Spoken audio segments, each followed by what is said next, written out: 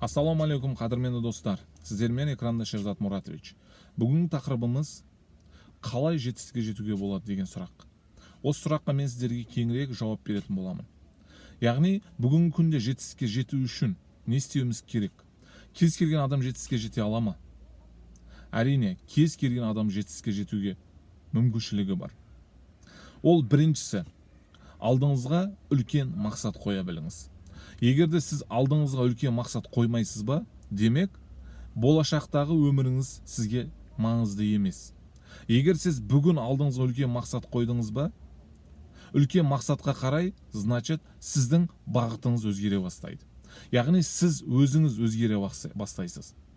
Мақсат қойғаннан кейін оны міндетті түрде екінші орында план жазу керек. Егер планды сіз қағазға жазып, күнделіктегі план, апта сайын план, ай сайын план, жыл сайын планды сіз күнделікте орындамайсыз ба, ешқашанда результат болмайды.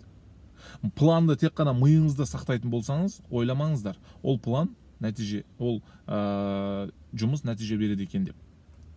Ал үшіншісі үлкен әрекет, мықты еңбек.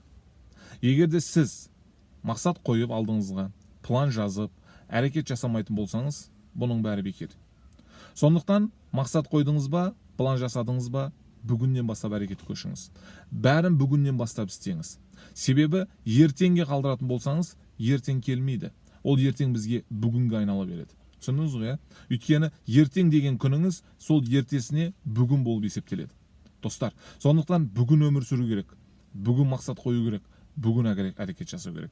Сол кезде сіз міндетті түрде нәтижеге қол жеткізетін боласыз. Енді кез келген адам жасай ала ма бұл мүмкіншілікті?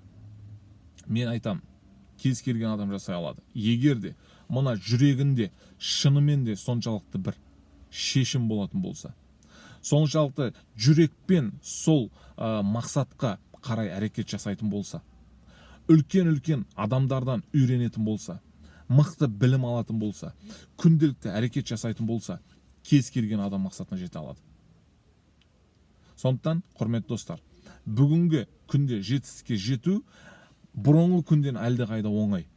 Себебі сізде бүгін интернет бар. Себебі сізде бүгін үлкен технологиялар бар. Жаңа заманауи системалар бар. Именно соларды сіз меңгере отырып, сіз үлкен нәтижеге қол жеткізе аласыз.